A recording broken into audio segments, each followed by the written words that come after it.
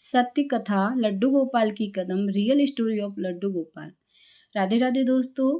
तो आज आपके सामने एक कहानी शेयर कर रही हूँ। कमल किशोर सोने और हीरे के जवाहरात बनाने और बेचने का काम करता था। उसकी दुकान से बने हुए गहने दूर दूर तक मशहूर थे। लोग दूसरे शहर से भी कमल किशोर की दुकान से गहने लेने और बनवाने आते थे। चाहे हाथों के कंगन हो, चाहे गले का हार हो, चाहे कानों के कुंडल हो, उसमें हीरे और सोने की बहुत सुंदर मीनाकारी होती कि सब देखने वाले देखते ही रह जाते थे। इतना बड़ा कारोबार होने के बावजूद भी कमल किशोर बहुत ही शांत और सरल स्वभाव वाला व्यक्ति था। उसको इस माया का इतना रंग नहीं चढ़ा हुआ था। एक दिन उसका कोई मित्र उसकी दुकान पर आया, जो कि अपनी पत्नी सहित वृंदावन धाम से होकर वापस आ रहा था। तो उस मित्र ने सोचा कि चलो थोड़ा सा प्रसाद अपने मित्र कमल किशोर को भी दे चलूं। उसकी दुकान पर जब वो पहुंचा तब कमल किशोर का एक कारीगर एक सोने और हीरे से जड़ित बहुत सुंदर हार बनाकर कमल किशोर को देने के लिए आया था। कमल किशोर उस हार को देख ही रहा था कि उसका मित्र उसकी दुकान पर पहुंचा। कमल किशोर का मित्र अपने साथ वृंदावन से एक बहुत सुंदर लड्डू गोपाल, जिसका स्वरूप अत्यंत मनमोहक था, साथ लेकर आया था। जब उसका मित्र दुकान पर बैठा था तो उसकी गोद में लड्डू गोपाल जी विराजमान थे। कमल किशोर लड्डू गोपाल जी के मनमोहक रूप सौंदर्य को देखकर अत्यंत आनंदित हुआ। उसने अपने हाथ में पकड़ा हुआ हार वो लड्डू गोपाल जी के गले में पहना दिया और अपने मित्र को कहने लगा कि देखो तो सही, इस हार की शोभा लड्डू गोपाल के गले में पड़ने से कितनी बढ़ गई है। उसका मित्र और कमल किशोर आपस में बातें करने लगे। बातों बातों में ही उसका मित्र लड्डू गोपाल को हार सहित लेकर चला गया। दोनों को पता ही नहीं चला कि हार लड्डू गोपाल जी के गले में पड़ा रह गया है। कमल किशोर का मित्र अपनी पत्नी सहित एक टैक्सी में सवार होकर अपने घर को रवाना हो गया।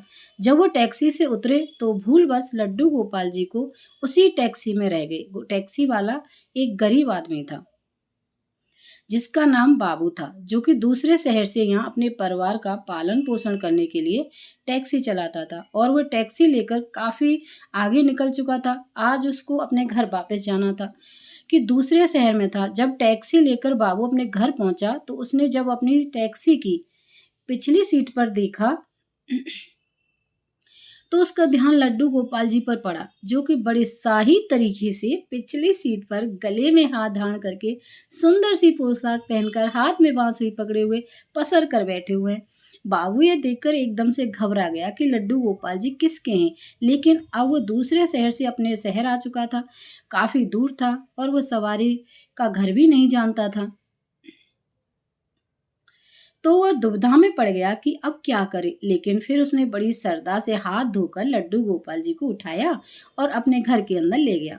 जैसे ही उसने घर के अंदर प्रवेश किया, उसकी पत्नी ने उसके हाथ में पकड़े लड्डू गोपाल जी को जब देखा, वो इतनी सुंदर स्वरूप वाले लड्डू गोपाल जी को देखकर उसकी पत्नी ने झट से लड्डू गोपाल जी को अपने पति के हाथों से ले लिया। उसकी पत्नी, जिसकी 8 साल शादी हो चुके थे, उसके अभी तक कोई संतान नहीं थी, लेकिन गोपाल जी को हाथ में लेते ही उसका वात्सल्य भाव जाग उठा। उसकी ममतामयी और करुणामयी आंखें झरझर बहने लगीं। ममता और वात्सल्य भाव के कारण ठाकुर जी को गोद में उठाते ही उसे ऐसा लगा उसने किसी अपने ही बच्चे को गोद में उठाया है।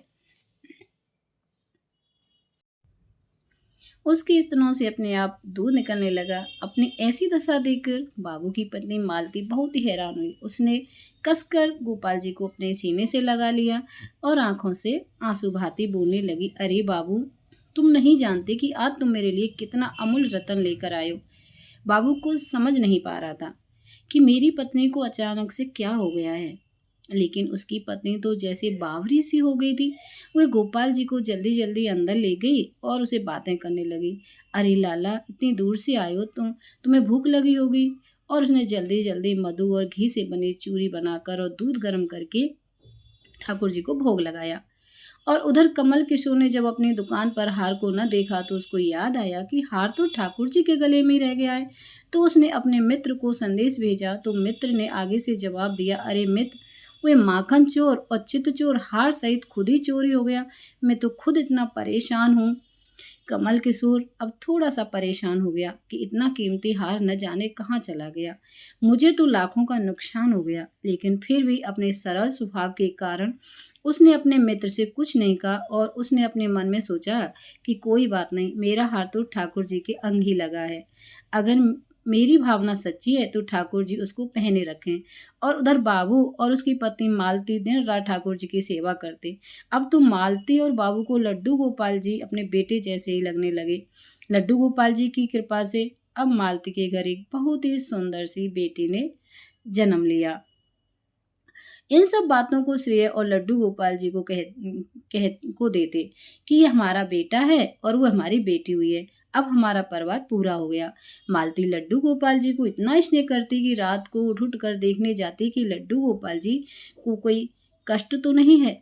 ऐसे ही एक दिन कमल किशोर व्यापार के सिलसिले में दूसरे शहर को आना पड़ा, जहाँ पर बाबू रहता था। लेकिन दुर्भाग्यवश जब वो उस शहर में पहुंचा तो अचानक से इतनी बारिश शुरू हो गई कि कमल किशोर को जहाँ पहुंचना था वहाँ पहुंच न सका।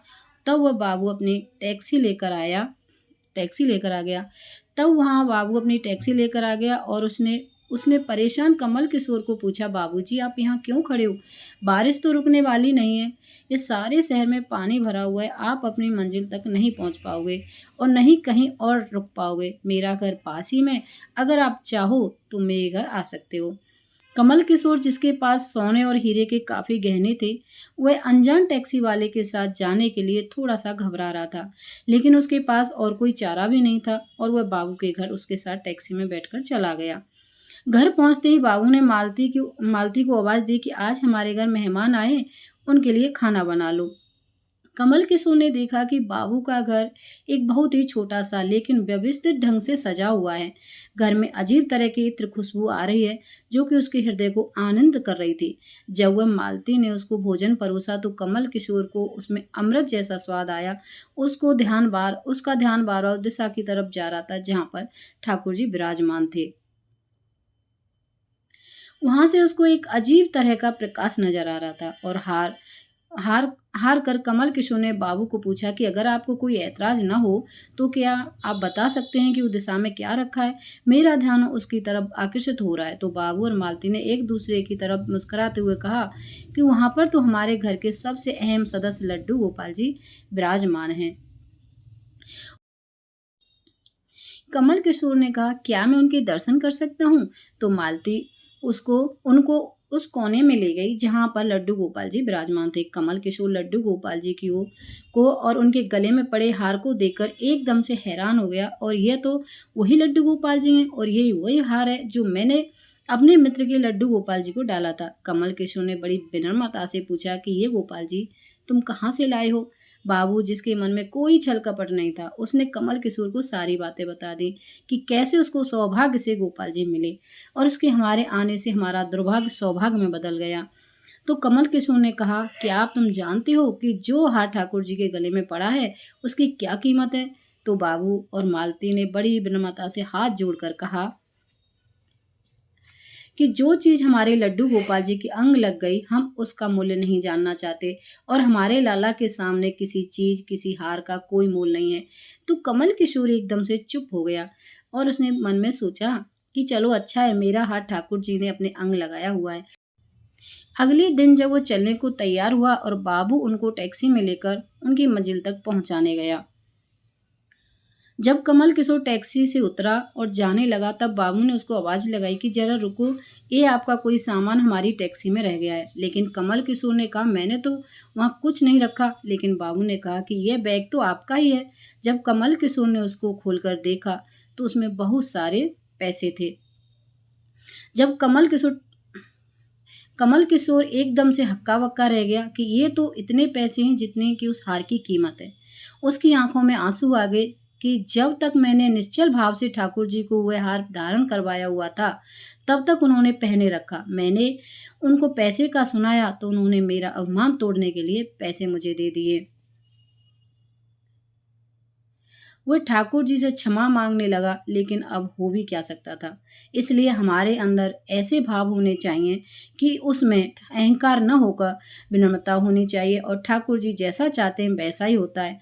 हम तो निमित्त मात्र हैं। कौन ठाकुर जी को वृंदावन से लाया और किसके घर जाकर वो विराजमान हुए, ये सब ठाकुर जी की लीला है। जिसके घर रहना है, जिसके घर सेवा लेनी है, ये सभी जानते हैं। हम लोग तो निमित्त मात्र हैं, बस हमारे भाव शुद्ध होने चाहिए। ठाकुर जी तो बड़े-बड़े पकवान नहीं, बल्कि भाव से खिलाई छोटी-छोटी चीज़ों को भी ग्रहण कर लेते हैं। तो बोलिए लड्डू गोपाल की जय। राधे-राधे दोस्तों, आज की ये कहानी आपको कैसी लगी? कमेंट में राधे-राधे लिखकर बताना। तो ऐसे हैं मेरे लड्डू गोपाल जी। तो आप भी लड्डू गोपाल जी की सेवा कीजिए अगर हो जाती है तो, और कमेंट में ज़रूर राधे राधे लिखिएगा। अगर आपको मेरी ये कहानी अच्छी लगी है तो मुझे कमेंट करना और मेरी वीडियो को शेयर करना। राधे राधे, जय श्री कृष्णा।